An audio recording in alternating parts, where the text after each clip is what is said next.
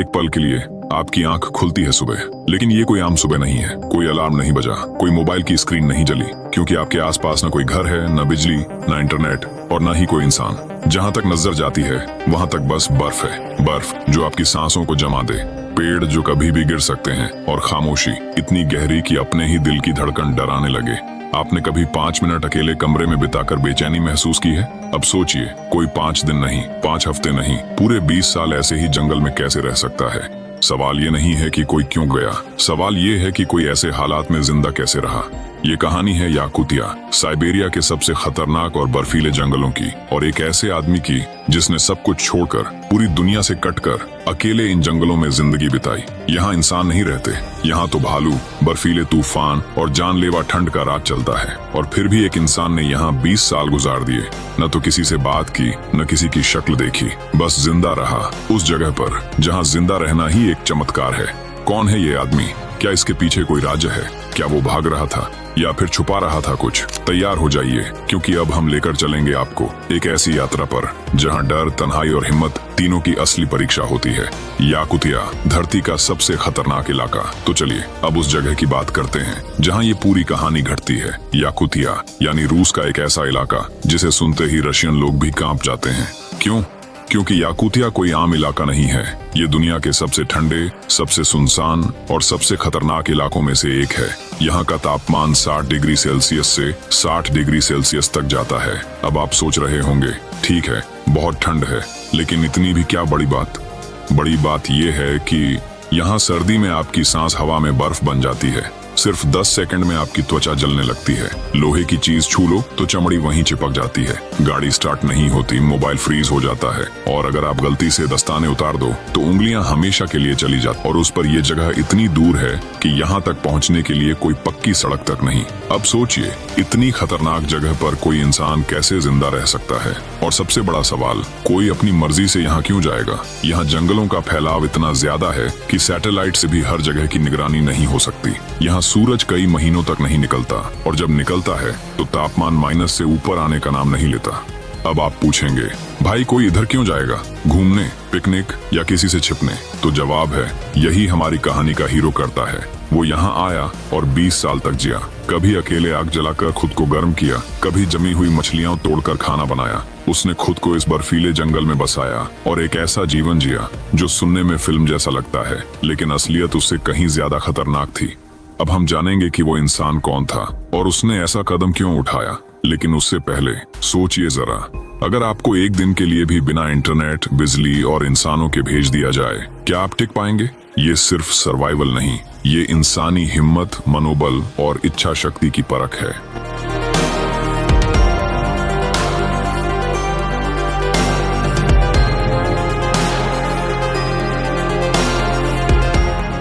Slava कोरोत्की, इंसान जिसने खुद को दुनिया से काट लिया। तो अब आप तैयार हो जाइए उस किरदार से मिलने के लिए जिसने इस कहानी को इतना रहस्यमयी बना दिया है। नाम स्लावा कोरोत्की, रूसी नागरिक, पेशे से मौसम वैज्ञानिक, एक बेहद शांत, समझदार लेकिन अंदर से कुछ टूटा हुआ इंसान, जिन्होंने वो किया जो बहुतों के लिए सिर्फ एक डरावना सपना है। उन्होंने दुनिया को अलविदा कह दिया और साइबेरिया के सबसे वीरान इलाके में जाकर बस गए। लेकिन सवाल ये है, कोई ऐसा क्यों करेगा? हर इंसान चाहता है आराम, दोस्त, परिवार, नेटफ्लिक्स, सोशल मीडिया, लेकिन स्लावा को इन सबसे चिढ़ थी। कहा जाता है उन्हें इंसानों से नहीं, इंसानियत से परेशानी थी। लोगों की आवाज से नहीं, लोगों की फालतू बातों से घुटन होती थी।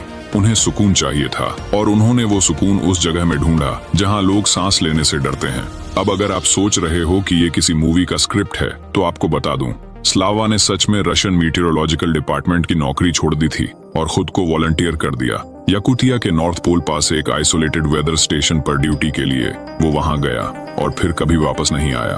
उसने वहां खुद एक झोपड़ी बनाई, लकड़ियों से बनी, बिना हीटर के, बिना मोबाइल नेटवर्क के। ना कोई मार्केट था, ना नेबर्स, सिर्फ बर्फ, ठंडी हवा और कभी कभी किसी भालू की गुर्राहट।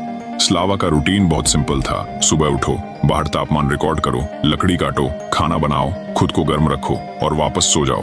ना टीवी, ना मोबाइल, ना इंसान, अब आप सोचिए, जब हम 1 घंटे के लिए भी मोबाइल से दूर रहते हैं तो बेचैनी होने लगती है, लेकिन स्लावा ने 20 साल तक किसी इंसान से बात तक नहीं की। और मजे की बात ये कि वो इस सब से खुश था। जब उससे किसी ने पूछा, क्या तुम अकेलेपन से परेशान नहीं होते, तो स्लावा ने कहा, अकेलापन तब होता है जब आप गलत लोगों के साथ होते हो। कभी कभी इंसान दुनिया से नहीं, खुद से भाग रहा होता है, लेकिन स्लावा खुद से नहीं भाग रहा था, वो खुद के और करीब जा रहा था। अब सवाल ये है, क्या ये शांत जीवन उतना भी शांत था, या फिर याकुतिया के जंगलों ने उसे भी अंदर से बदल दिया था? अगले हिस्से में जानेंगे, जब स्लावा के सामने आया मौत का सबसे खतरनाक चेहरा। जब मौत दरवाजे पर थी, याकुतिया की बर्फीली परीक्षा। याकुतिया की सर्दी सिर्फ मौसम नहीं होती, ये मौत का एक निमंत्रण होती है।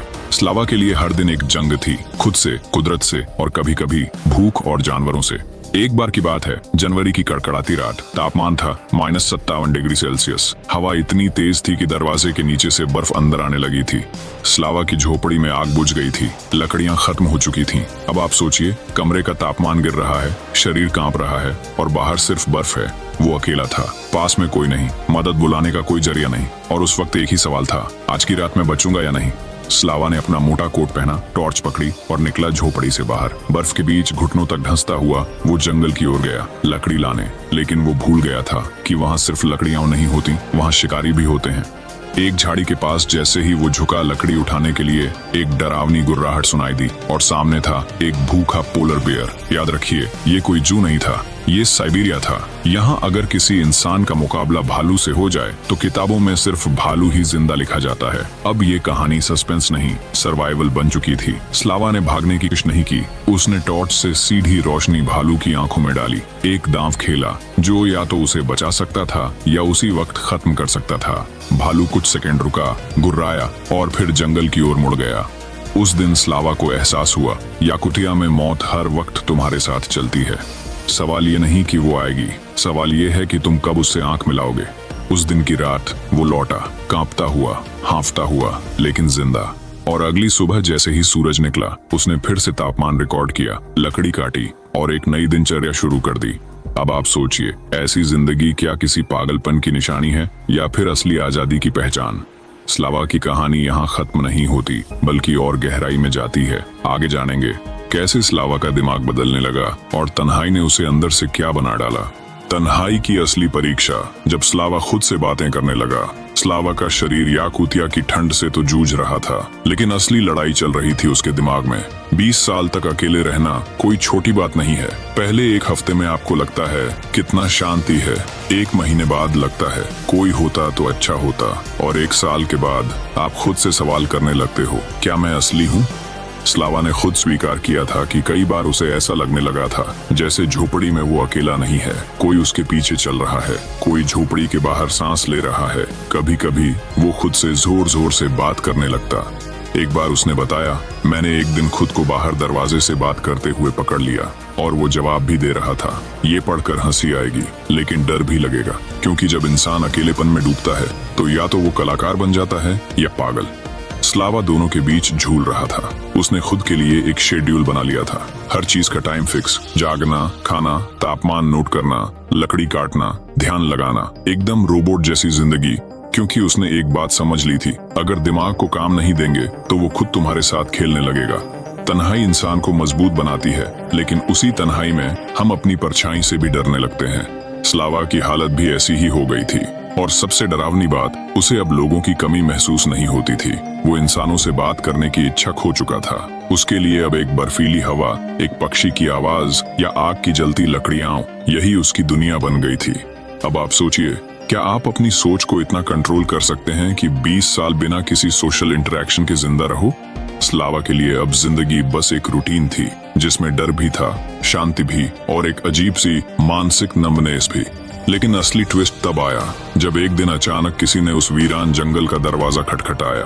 अब कहानी मोड़ लेती है तब, जब 20 साल बाद स्लावा का सामना फिर से किसी इंसान से हुआ। 20 साल बाद इंसान से सामना, जब तन्हाई टूटी और खामोशी चीखने लगी।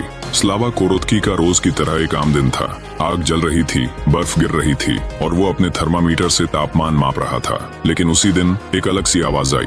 दरवाजे पर किसी ने दस्तक दी। सोचिए जरा, 20 साल से आपने किसी इंसान की आवाज नहीं सुनी हो, ना कोई चेहरा देखा हो, ना किसी से आंखें मिलाई हो, और अचानक कोई आपके दरवाजे पर आ जाए। डर लगेगा या खुशी होगी, या शायद दोनों। स्लावा ने दरवाजा खोला। सामने खड़े थे दो डॉक्यूमेंट्री फिल्म मेकर, रूस से आए थे। वो स्लावा की अनसुनी कहानी को कैमरे में कैद करने आए थे। पहले स्लावा चौंका। उसकी आंखों में डर भी था, हैरानी भी और गुस्सा भी। 20 साल की शांति एकदम से टूट चुकी थी। उन्होंने पूछा, आपको कैसा लगता है यहाँ अकेले? स्लावा ने कहा, अब तुमसे बात करने में अजीब लग रहा है। मुझे आदत छूट गई है इंसानों की। एक पॉज लिया और फिर कहा, तुम लोगों की आंखों में ज्यादा शोर होता है। अब ये लाइन सुनने में आर्टिस्टिक लगे, लेकिन उसके पीछे की सच्चाई बहुत भारी है। 20 साल की तन्हाई ने स्लावा को ऐसा बना दिया था कि उसकी आंखें अब इंसानों को पढ़ नहीं सकती थीं और उसका दिल अब भावनाएं महसूस नहीं करता था। डॉक्यूमेंट्री टीम ने उसके झोपड़ी की शूटिंग की, कैसे वो लकड़ी काटता है, खाना बनाता है, तापमान रिकॉर्ड करता है, अकेले